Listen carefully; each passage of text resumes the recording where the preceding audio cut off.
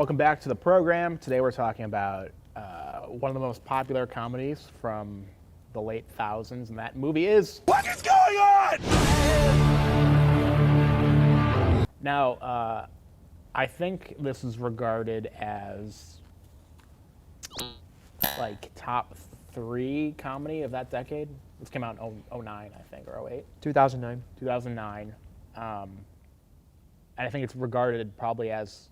Well, here's the thing, and this is going to be a lot of what I want to talk about, is like, I can't tell if this is regarded as an all-time great comedy or not, and if it's not, I think it's because the sequels... Did the sequels ruin the original? It's kind of like my thought process with The Hangover 12 years later. I don't know if you've seen the sequels. We'll never talk about them, so we got to throw them kind of in this conversation because they're just shit movies. But this is such a good original idea. It's relatable. Well, not to the extent, but it's relatable in that everyone's had a hangover. So it's already funny there. The casting was great. Zach Galifianakis was hilarious. Ed Helms is kind of a straight man. Bradley Cooper is kind of a douche. Skadoosh. Which, we're talking about typecast as an asshole. They work such great. They do so well as a team. Ken Jeong's hilarious in his bit role. It's such a funny movie. And then they recycle the plot 2 more times after this as a cash grab. Yeah, for sure. Like, first off, I thought this was the mid-2000s. I was totally shocked when I saw that it was 2009, because I just associated it with, like, the movies from just the after 2000s. college, like, Yeah. for whatever reason, but apparently not. I mean, it's such a unique and original movie that they had to make it 2 more times. Like, that, and ruin it, of course, right? Yeah. Like, because it's just, all the other 2 movies are just rehashing in different plot. scenes, Yeah. different scenarios or like scenic areas, like just rehashing what has already been done, which is a shame, right? But like, I feel like the other thing that kind of, it doesn't spoil it for me, but like, it makes me think about it, is that like, when this movie came out, then everybody tried to recreate this movie for their bachelor parties, right? Mm-hmm. Like, and this movie came out at the time just after, so it came out after I got married. And at that point, we've already had a couple of bachelor parties that we had done for people that got married before me. But there were also those that got married just after. So it was kind of like in that time frame for me of like bachelor parties and what a bachelor party should be and like what are you gonna do, how, like that type of thing, right? And thankfully, it was after we planned a bachelor party for my buddy to Vegas. It was a couple of years after the fact, because I feel like it's probably totally intolerable to be in Las Vegas since this movie has come out, because it's like, hey, it's the Hangover, it's the you know, like, and they ham that up just like they ham up the whole thing of the like, what happens in Vegas stays in Vegas, which is... This is my wolf pack or whatever. Yeah. And I mean, I have to imagine that there are like gift shops all up and down the strip with all the like stupid, like the baby t-shirts and the sunglasses and the, you know, whatever. Yeah, everyone wants to have a tiger at their bachelor party now. Yeah, of course, yeah. Yeah, no, that's, I think that movie had that impact really, like, right away on culture. Yeah. It was pretty quotable for a while after. I had a friend that was Zach Galifianakis with the baby for Halloween, which is kind of a hilarious costume. Yeah. Like, it was really quotable for a while, and like back to the sequels thing, I kind of wonder, maybe because it's still fresh, because like Major League isn't ruined by Major League 2 and Major League 3 for me, even those are terrible movies. Yeah. But I think that societal impact of it being quotable was diminished because they came out with Hangover 2 and Hangover 3. I think that some of the quotes that were so quotable come from Ken Jeong's character, and you probably can't get away with saying some of them. That's true. You know? Because, I mean, look, his character, as you said, like, he was perfectly cast in this. Dr. Ken Jeong. I know. Dr. Amazing, Ken right? Jeong, who started a whole second career after being a doctor of becoming an actor and blew up. Like, him in this movie, like, that started his trajectory. But I also, like, mentioned, too, like, look, I really appreciated his stand-up comedy, but Zach Galifianakis, before this movie was like People didn't know nothing. he It was was. like Yeah. character actor or like background actor or something like that. Like he was in a bunch of other movies too before this, but I knew him from his comedy and like his stand-up comedy, and he'd do the piano bit. Very irreverent. You know, yeah. like the piano bit even before like Bo Burnham and like some of these other, again, talk about like we've talked about before with like like comedians following what other comedians have done and like kind of growing on that, you know, and developing their spiel from that. But like Zach Galifianakis, like thinking about his comedies where he's sitting there, he's playing the piano and he's talking, like he's telling the jokes instead of the singing of the jokes like Bo Burnham has done, you know? Yeah. So, but yeah, like how this movie just catapulted him. Oh, he was huge because he's so funny in the movie. Like, Yeah. Most of the comedy is coming from him, besides like the other like Ken Jeong and like Yeah. some other situational things is coming from him. And this was like really when he blew up, and he blew up fast in this movie. Yeah. I think it's the same year, 2009. He was in Up in the Air, George Clooney movie. I'm pretty sure that was 2009 also, and he had like a really small role. I remember watching that movie recently and thinking, because I love that movie, thinking like, well, how is he such a bit part? It's like, oh, he's filming both these at the same time. No one knew he was going to blow up from Superbad, or sorry, from The Hangover. Wow, you have a hangover? Is that Well, yeah. mentioning Superbad? I think it's funny because his casting was so perfect, but they had other people that they wanted for this movie. They wanted Jack Black for this role. I mean, it would have been worse, but It would have been makes a sense. totally different movie Yeah. if it's Jack Black instead of Zach Galifianakis. And they also brought in Jake Gyllenhaal for this role, Too handsome.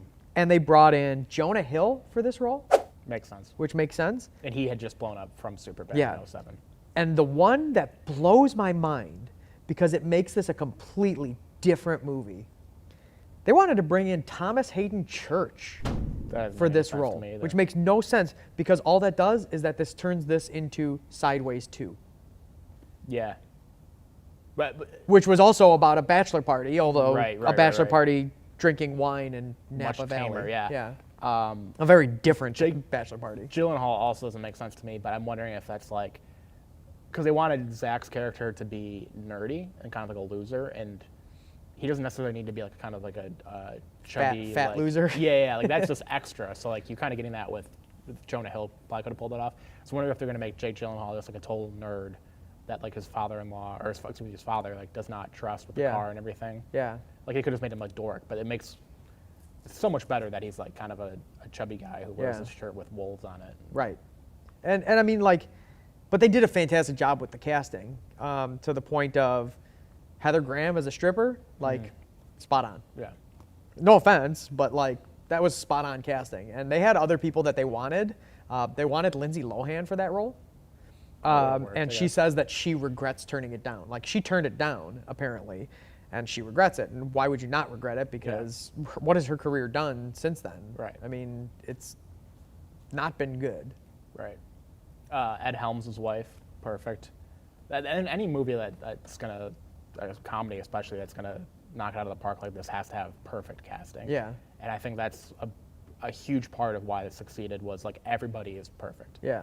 And in particular that group that the movie centers around, they just work so well together, and they're all different. So perfect, in fact, that the scene with Ed Helms and the tooth, Ed Helms actually has a fake tooth, so they didn't have to like use I didn't know any that. like any prosthetics or anything like that. He just pulled out his fake wow, tooth. I did not know He has a that. fake tooth, so in real life. Also, the Mike Tyson cameo I think was like I didn't think it's that funny. But that was a big like quotable thing or like thing to reference. I mean, the cameo, whatever, you could take or leave.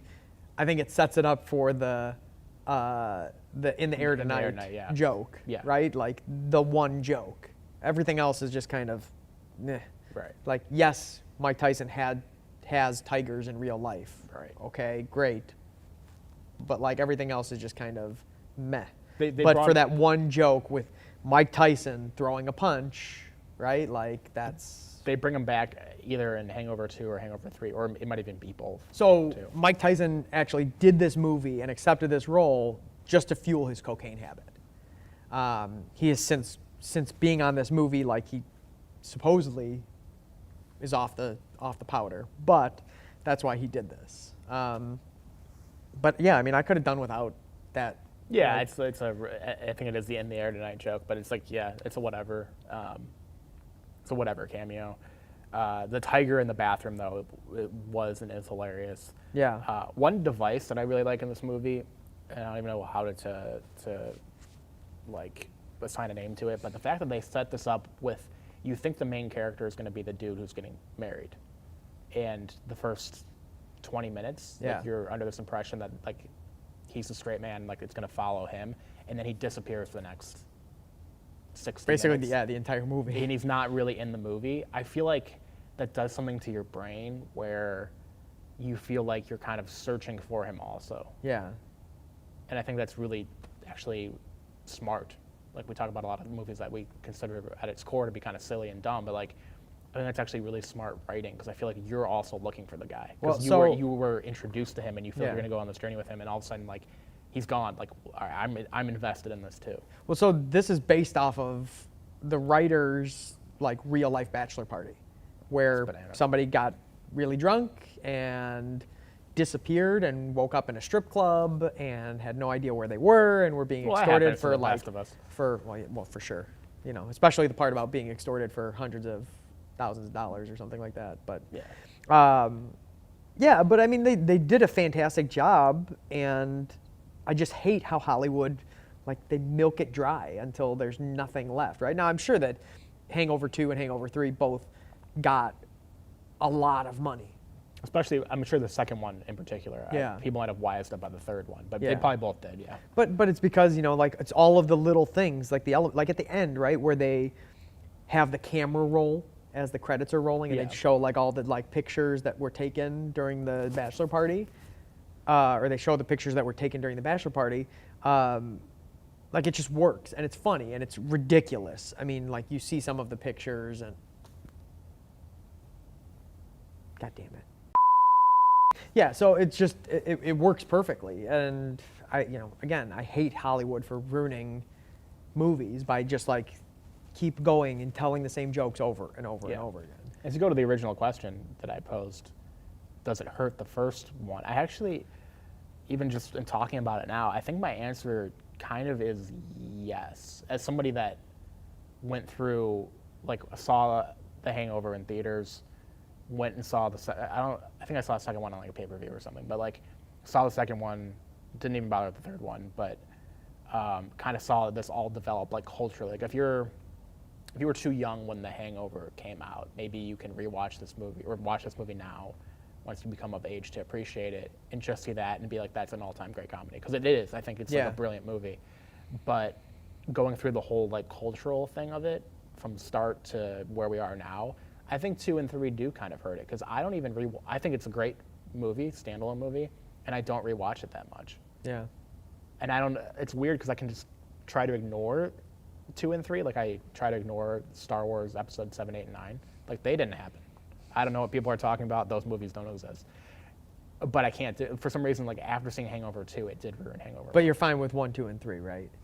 Comparatively, maybe that was the whole strategy, was to appreciate 1, 2, and 3 more, because 7, 8, and 9 were such dog shit. It's because you're all about Jar Jar Binks. Well, yeah, Jar Jar Binks was more compelling than anybody in 7, 8, and 9. More compelling to anybody in Hangover 2 or 3, too. Jar Jar Binks is actually a Sith, in case you're wondering. And so, like, yeah, he's actually, exactly. like, he's not bumbling and stumbling and, like, oh, look at that guy, he's so goofy. Like, he's undermining everything because he's a Sith spy. So The Phantom Menace is a compelling movie, and more compelling than Hangover 2. Yeah. I don't know why that diminishes the one movie for me, but I have a hard time rewatching it for some reason. Yeah, I mean, it's not one that I go back to. Like, there are some movies that I watch, like, repeatedly. This is not one of them, which is kind of a shame, right? Because it is such a good movie, and I kind of agree. Like, knowing that the other ones exist and that they just did the same jokes over and over again to just for money, like, that kind of bothered me. Yeah. Yeah, and it might also just be the movie itself. It's like that journey that I mentioned of you feel like you're invested in finding the dude, maybe that's just not a rewatchable thing. Yeah. Maybe it just gets old after a while. I've seen it probably 5 times. Because but- you know what's going to happen now. Exactly, yeah. So it's not as interesting. So maybe that's part of it too. But on Between Two Ferns, which is Zach Galifianakis' mock talk show, which is hilarious, Jerry Seinfeld was on, and Jerry brought up this point. He was like, Do you think that you destroyed what would have been a comedy classic by the cash grab of 2 and 3? and Zach, because he's playing a character on that show, said, My Aunt Deborah needed a baboon heart transplant. That's why I did Hangover 2. My Uncle Dickie, his yacht club burned down. That's why I did Hangover 3. It's to save my uncle's yacht club. which is a brilliant remark, but I'd love to actually hear Zach's answer to that. Yeah. I'm sure like all money is green. He probably doesn't care. Yeah. But That's all I got for this one. I don't know if it, I mean, like it holds, some of it holds up, but it only holds up insofar as like keeping in mind it's about a bachelor party. yeah. Like if you know that it's about a bachelor party and you know that keeping that in mind, then yeah, it kind of holds up because not everybody with their bachelor parties, but a lot of people are trying to be like have debauchery and like craziness and whatever. It's not about that for a lot of people, but for a certain segment of the population, it is. And so it Hangover holds still up. exists. I'm Yeah. drunk right now, but yeah. How you're drunk now, but you have the hangover, or are you No, just it's coming. anticipating? It's coming. Okay, you're just Yeah. anticipating. Okay. Do you have a score? This one's tough, right? Because of a lot of the things that we've talked about, but I think it's pretty high. I think so too. I think that this is probably 7.4. Oh, you stole my number. I was gonna go 7. I mean, you can still go 7.4. I'm gonna be an asshole and go 7.5. 7-7. Oh, Jesus. Whoa, that's really high. See, yeah, I mean, that's higher than I would have thought it would have been. All right. Okay. Guess it is good. Apparently, they don't care enough about Hangover 2 and 3. Or they don't hold it against it. Yeah. Yeah. I don't know.